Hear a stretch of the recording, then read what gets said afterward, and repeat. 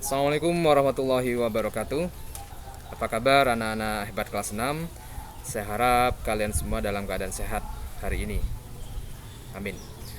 Baik, sebelum kita mulai kegiatan kita pada pagi hari ini, marilah kita terlebih dahulu berdoa agar apa yang kita lakukan pada pagi hari ini tetap bernilai ibadah.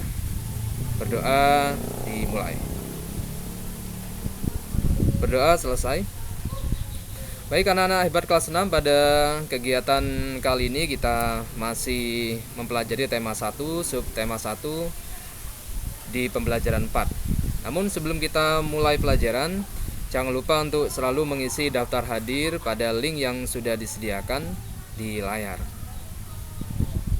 Baik anak-anak hebat kelas 6, pada pertemuan sebelumnya kita sudah mempelajari tentang bagian-bagian tumbuhan, juga bagian-bagian bunga beserta fungsinya.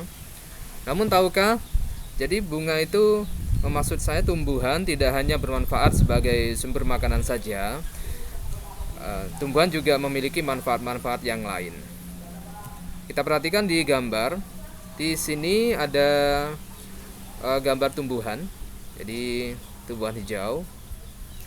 Kita tahu bahwa yang kita hirup pada keseharian kita yaitu oksigen.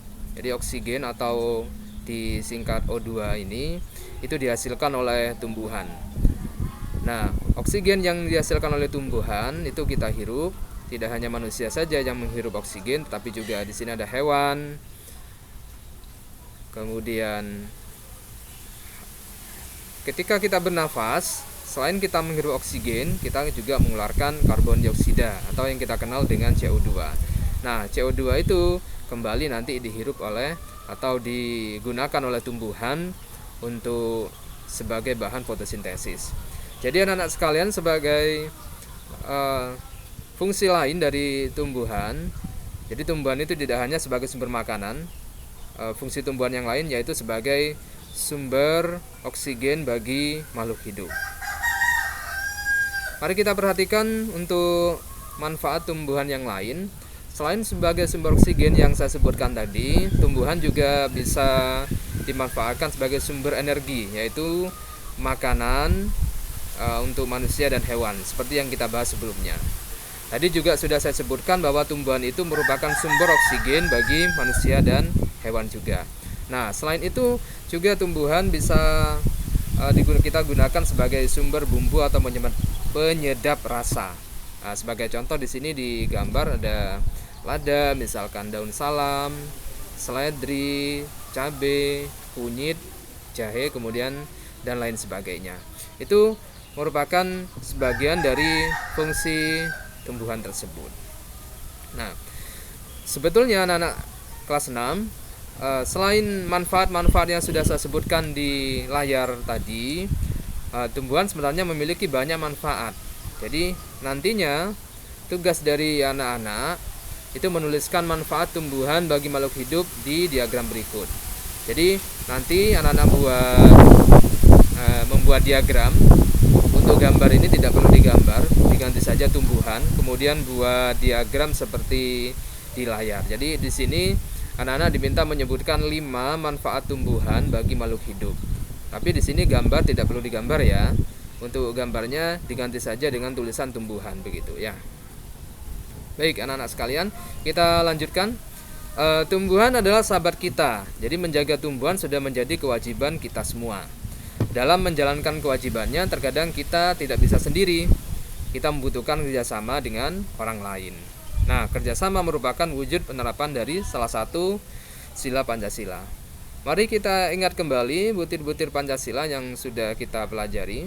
Jadi Pancasila kita tahu ada 5 sila.